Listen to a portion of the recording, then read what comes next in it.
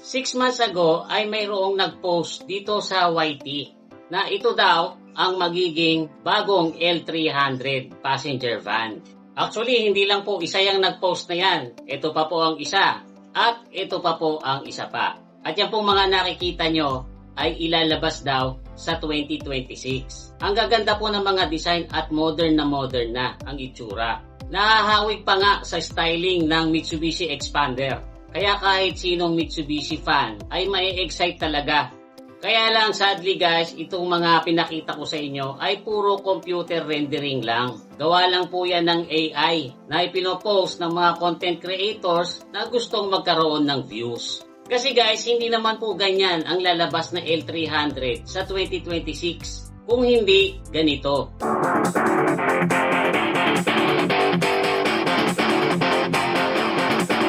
So guys, yung totoo, meron bang nadismaya or meron bang biglang napaisip at naitanong sa sarili na bakit ganon parang kamukha ng Nissan NV350? So yan po ang pagkukwentuhan natin, yung details ng parating ngayong 2026 na Mitsubishi L300 Versa Van. And then mamaya, ibibigay ko rin po sa inyo yung personal na opinion ko tungkol dyan. So guys, kaya nga po nasabi ko sa inyo kanina, ang itatawag po dito ay Mitsubishi L300 Versa Van. Pero clearly, ito po ay isang Nissan NV350 na ire-rebadge lang ng Mitsubishi. Gagamitin po ulit nila yung pangalan na Versa Van kasi sumikat po yan noong 80s at saka 90s. Sa mga hindi po nakakaalam, yan lang po kasi ang van noon na kabilaan ang sliding doors. Meron sa kaliwa at meron din po sa kanan. Kung ang Pajero po noon ay sumikat sa bansag na sasakyan ng mga congressman, ito naman pong Mitsubishi L300 Versa Van noon ay sumikat sa bansag na sasakyan daw ng mga hold-upper at kidnapper. Kasi guys, madalas po yung gamitin sa mga pelikulang Pilipino noon na sinasakyan ng mga masasamang loob.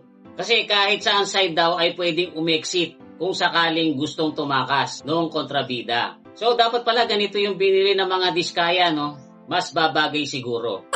Yung Versa Van po noon ay mayroong degasolina. Pero mas sumikat po yung naka-iconic na diesel engine. Yung kilalang kilala na natin na 4D56. Kaya nga po maraming umaasa na sana sa pagbabalik daw ng L300 Versa Van ay yun pa rin ang makinang ilalagay. Kaya nga lang guys, sorry to tell you, hindi na po yun pwedeng gamitin. Phased out na po yun kasi Euro 2 po yung 4D56. Ang kailangan po kasi ngayon at least ay Euro 4 man lang.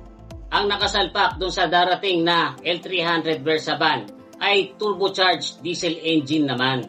Pero hindi yung 4N14 na nakalagay sa mga L300 FB.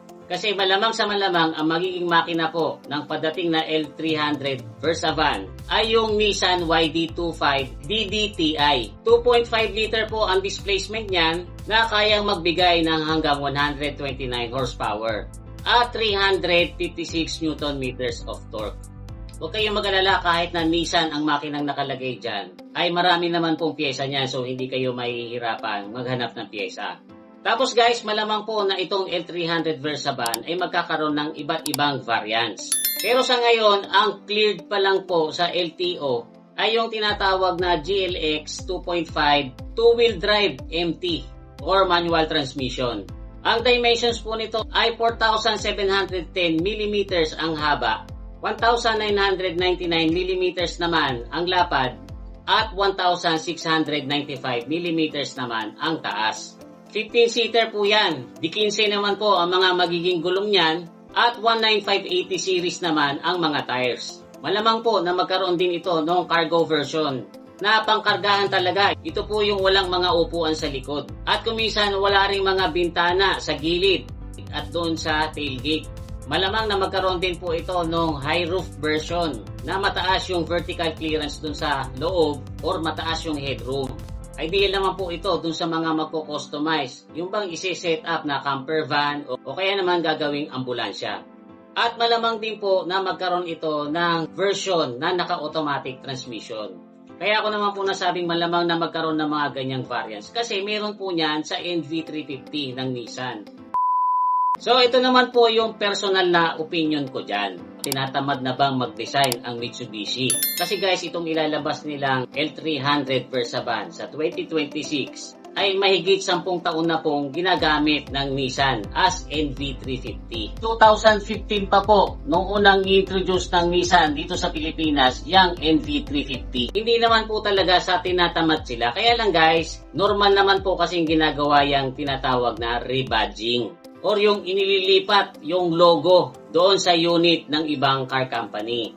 Marami naman pong gumagawa talaga niyan. Kahit nga po yung mga hindi magkakapartner na car companies gumagawa niyan. Kasi guys, mas nakakatipid sila sa research and development kapag magre-rebadge. Napakagastos po kasi para sa isang car company na magde-design ng panibago kung pwede naman silang manghiram ng design sa ibang car company. Tingnan nyo na lang halimbawa yung Toyota 86 tsaka yung Subaru BRZ.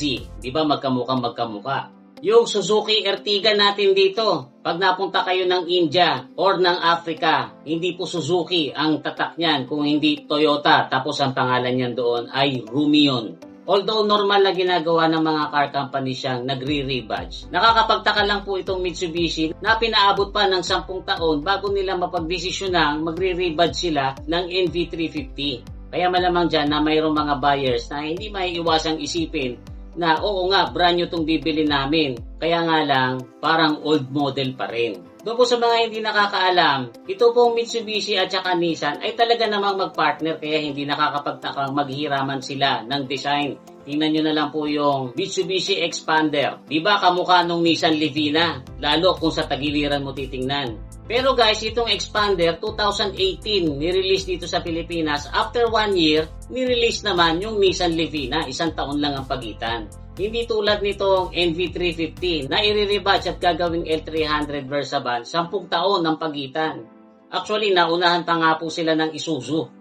Kasi guys, nung i-release ang NV350 sa Japan noong 2012, ay nirebadge po yan ng Isuzu doon. That same year din. At tinawag naman po itong Isuzu Komo. Sa ngayon guys, ang number 1 selling passenger van dito sa Pilipinas ay ang Toyota Hiace. Mas modern ang design, mas malakas ang makina kasi naka 2.8 turbocharged diesel engine ito.